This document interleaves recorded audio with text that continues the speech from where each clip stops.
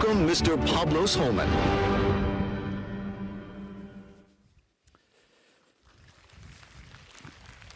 Hey there.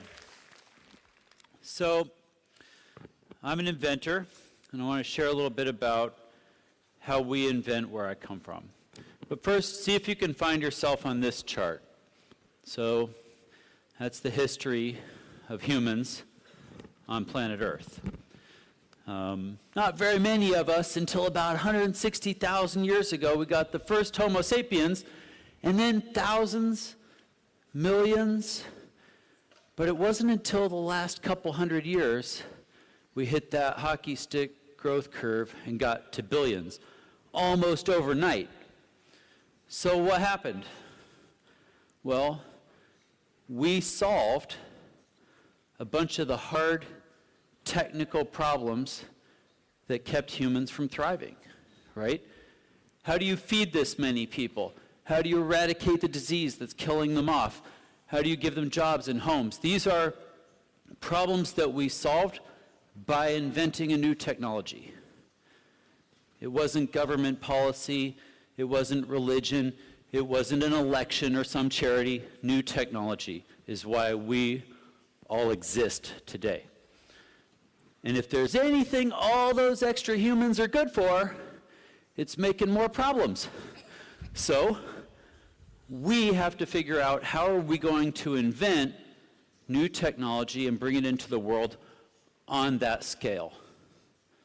So by definition, what worked in the past isn't going to work. We're doing something new. We're trying to keep a lot more people alive with no additional planets, at least so far. So we want to try and solve some of the biggest problems in the world. Here's an example.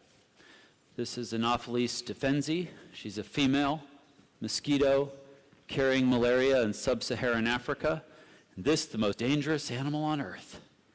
She takes almost 1 million lives a year, half of them kids under 5 years old. Actually, the person sitting next to you is a close second. Watch out for them. It's not snakes, it's not sharks, it's not spiders, it's mosquitoes. This is the low-hanging fruit in global health. And we can save those lives. But we have to try, and we have to go invent ways of going after that problem. Mosquitoes are mysterious. We don't actually understand that much about them. We don't even know how they can fly, really. Their wings are so small. It's not Bernoulli effect. We have to learn about them. So this is a kind of protocol diagram for malaria. It spends some of its life in a human, some of its life in a mosquito. It's very complicated. We don't understand that much about how it works. So what we do in the lab where I work is we try to attack every point in that protocol so that we can invent new technologies, new solutions to go after this problem. We can eradicate malaria once and for all in our lifetime, but we cannot do it by reading the directions. There aren't any. We have to invent. Now, when you're an inventor, you always want to try and invent a solution that uses lasers because they're super cool. So we thought it would be funny to find these mosquitoes and shoot them down with laser beams. So then we tried it. We bought some junk on eBay, started writing a little bit of code. 6 weeks later, we're tracking bugs. So these are live mosquitoes. We use motion detection algorithms to find moving stuff. We aim a laser at whatever's moving. And then if its wing beat frequency is telling us it's a mosquito, the correct species and the right gender, because only the females carry malaria, then we shoot it down with a lethal laser. Here's what that looks like. She's not coming back. Yeah, it's okay, you can laugh. You're allowed to kill as many mosquitoes as you want. Nobody really likes them. We vaporized her wing off. We ended up using too big of a laser at first. So here we just vaporized an entire bug. It's very satisfying work if you can get it, though. I don't know what you guys do at your job. All right. So this work goes on at the Intellectual Ventures Laboratory. That's where I work.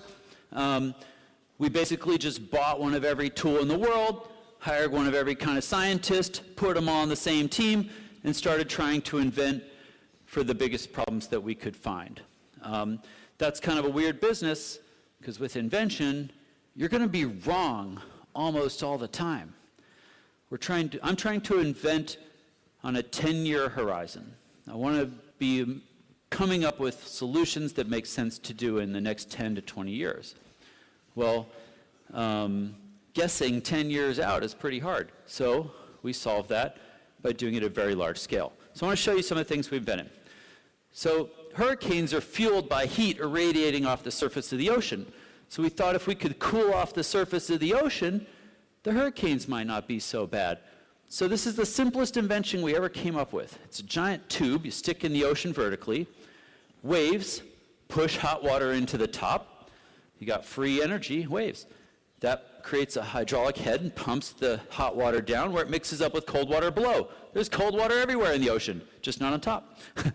And so then that cycling brings the surface temperature down by 1 or 2 degrees. You put 1,000 of these things out every kilometer, you put one out, and it brings down surface temperature by 1 or 2 degrees, enough to make your Cat 5 hurricanes into Cat 4 or Cat 3, right? Now, this is a big project, but it's like millions of dollars, not billions. It costs a lot less than the damage from a hurricane. We might need ideas like this to buy us some time while we figure out how we're going to keep atmospheric warming from making things worse. Here's another idea for reversing some of the effects of global warming, at least temporarily, while we figure out what we're going to do about getting off of carbon-emitting fuels. Now, Plan A is stop polluting the environment, okay?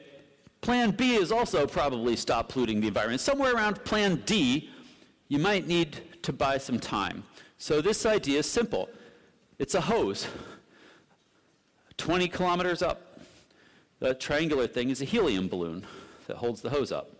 And then you pump sulfur dioxide up there and aerosolize it. Just a little white particle reflecting like 1% of sunlight. And that's enough. One of these hoses, we think, is enough to bring down Earth's atmosphere 1 or 2 degrees, enough that you could restore Arctic ice caps to pre-industrial levels. Right? Again, doesn't solve the problems, but it might buy us 50 or 60 years to switch off of burning coal and gas. This stuff's pretty interesting. If you had a soup can full of depleted uranium, there's enough energy in there that it's equivalent to $12 million of gas at the pump. So much energy in uranium, but it's radioactive and dangerous, and we make a lot of nuclear waste and stockpile it and save it for our grandkids because we don't know what to do with it. Well, what a lot of people don't realize is today's reactors were designed before you were born with pencils and slide rules, and they're only 0.7% efficient. For most of our lives, nobody's been trying to invent new reactor technology. Well, we invented a new type of reactor that's powered by nuclear waste. So instead of mining uranium, we just take the stuff from the stockpile, put it in our reactor. It gets enriched and burned inside the reactor. You light it up at one end with a little bit of fissionable fuel. That leading wave enriches the fuel. The second wave burns it. There's never a critical mass of fissionable fuel in there. It can't melt down like Chernobyl or something like that.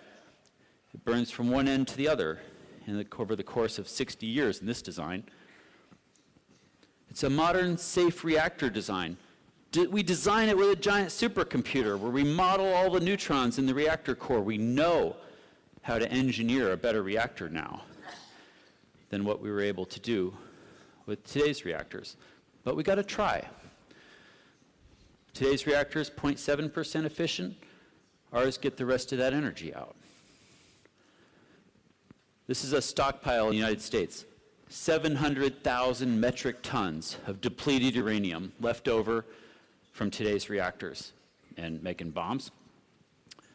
With this one stockpile in our reactors, we estimate we can power the entire planet, including growth, for about the next 1,000 years. We don't even need to dig up more uranium. We can do better, but we got to try. We have to invent the technologies that are going to carry us into the future. We're actually working on trying to build the first reactor like this in the next few years here in China. Right? We do these projects with Bill Gates. He's chairman of that company. I've never shown this before, but because we're talking about energy a lot, I wanted to show you another project we have going in the lab. So for the way we make most electricity, we burn something, make a lot of heat, and then use the heat to heat up water, run a steam turbine, which runs a generator and spits out electrons. Most of that ends up being like less than 50% efficient. But it also doesn't scale down very well. You can make a smaller steam turbine, but it doesn't get cheaper. So most of our power plants are really big. So we've been imagining, for as long as we used electricity, could we come up with a more efficient way of going from heat to electricity? Well, that's what Stirling engines or Peltier junctions are, but they tend to only be a few percent efficient. They don't work very well. So we invented this new material using nanofabrication techniques from the semiconductor industry, so made kind of like a computer chip. But you heat this thing up, and it spits out electrons. And it works at any scale. You can see that's the size of a coin. So you could burn natural gas at home and make electricity, or run it over a campfire, or you can run it over a coal plant. Works at any scale. And we're going to be able to beat the efficiency of steam turbines. There's all kinds of amazing new technologies out there. A lot of times people get confused because we use the word technology so much to refer to things like iPhone apps. And it's different, right? Just because there's a computer in it doesn't mean it's technology. We have to invent new technologies that can actually change the world. This woman is packing $25,000 worth of vaccines into a little styrofoam cooler. And she's going to truck them out into rural Africa, start injecting kids, and half of those vaccinations are going to fail. 250,000 kids a year are going to die of something they were vaccinated against. And the reason is the vaccines didn't stay cold. They didn't stay cold enough long enough. There's no detection for that, so we just inject kids anyway. These are places where there's no reliable refrigeration. You know, most of us don't have that problem. But we have to try and invent some way of solving these problems, right? We invented this thing. It's a kind of super thermos. You put vaccines in there, stick it in the sunshine with no external power. There's no power cord. Come back a couple months later, and your vaccines will still be cold. This is not science fiction. These things are real. In fact, this one's manufactured here in China by Acma, right? And we're using it in the developing world. This is literally the deployment scenario. You strap this thing to a camel, walk for days out into someplace in Ethiopia with no roads, set up a clinic under a tree, and start injecting kids. That's the front lines of vaccination. This is how we eliminate infectious disease. But this is not the kind of problem that we have. It's not a problem I have. My kid's vaccinated. I got refrigeration and consistent power. To solve these problems, we have to go to these places and find problems that we don't have and solve a problem that 1 billion people have. And it's harder, but it's more important, right? Just because we've invented a new technology and figured out how to make our product for rich people doesn't mean we're done. We've only begun. There's still a lot of work to do to figure out which of those technologies are useful. Can we adapt them and take them out and solve a bigger problem in the world, right? That's the current state-of-the-art cooler. It's only good for 4 hours. We get 2 months. The way satellite communications work, you've got satellites up in the sky, and then like on a boat like that, for example, you got that dome. Inside the dome is a dish. And the dish is mechanically gimbaled so it can steer and aim at the satellite. This is a military drone from the US. Same thing. There's a physically steered dish in there because that's the only way you can aim a beam at the satellite to get it online. Well, we've been working in this new area in science for a little while called metamaterials.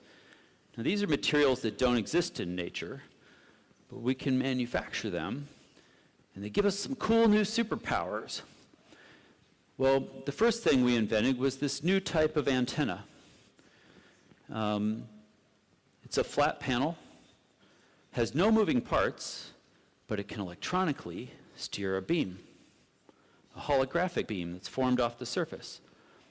So you can put it on a car, a boat, a plane, a train, whatever, and it will just find satellites and talk to them. We have these things in cars. They drive coast to coast across America, streaming 4K video, uncompressed, both ways, off of satellites. Right? Nobody else knows how to do that. Every satellite we put up these days has more wireless capacity than the entire satellite network had a few years ago. It's a massive amount of capacity, but you can only talk to it by steering a dish. We can improve a lot of things. We adapted this technology to make a low-power radar. So it's not much bigger than a cell phone. Normal radars are very large, require a lot of power. This one, you can stick it on a drone, and it can see a barbed wire fence miles away for collision avoidance. You can put it on a car and do collision avoidance and get rid of the spinning laser that Google uses, right? I could also take that antenna and put it on the side of a building and aim a separate beam at each user for cellular, reuse the spectrum. This is a way to get gigabit wireless to everyone on Earth, right? See if you can find yourself on this chart. You're probably in one of the more lit up spots. Actually, look at China. There's a lot of places left. This is where internet is. We have a lot of people we still got to get internet to, and we can't afford to do it by digging up the roads and laying down fiber optic cable the way we always do it. We need to reinvent how we do those things. So I wanted to show you these things as a way of showing you, like, we have all kinds of new technologies that are coming. Where I come from, we're like, want to be friends on WeChat? I just got to China, I don't have any friends, so sign me up. We're inventing these new technologies because we think that's what matters. We invent a new technology, we bring it into the world to change the world and make it better. And that's what I'm hoping you will all help join me in figuring out how to do. China is an amazing country with a promising future. You guys can be better at this than we are, right? The potential here is huge. You can learn from what we did and figure out how to do it better. And this can be where new technologies come into the world. And I will join you. I'm trying to save the world, not just America. So let's get on it. Thank you.